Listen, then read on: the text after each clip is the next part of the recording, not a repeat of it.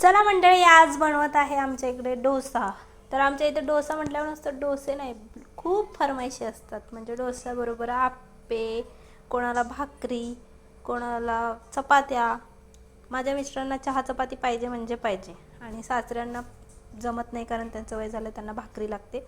कधीतरी ते थोडंसं खातात, पण दोन्ही टाईम त्यांना भाकरी लागते.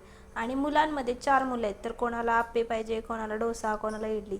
तर आज फक्त डोसे आणि आप्पेच केले, आणि चटणी वगैरे, भात आमटी, स्वयंपाक पण वेगळा आणि हे पण वेगळं.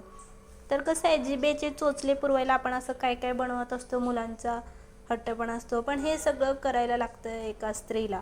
आणि हे करायचं, खायचं, आणि हे नुसतं करून उपयोग नाही. तर त्याचा जो काही नंतरचा रिझल्ट असतो तो तर काही विचारायला नको, प्रत्येक बाईला ते माहितीच असतं. तर माझ्यासारख्या ज्या आपण जॉईंट कुटुंबामध्ये राहतात, मोठी फॅमिली आहे त्यांची 10-12 माणसांची, तर त्यांना माहिती आहे की हे असं जेवण केल्यानंतर हा असा ढीग असतो.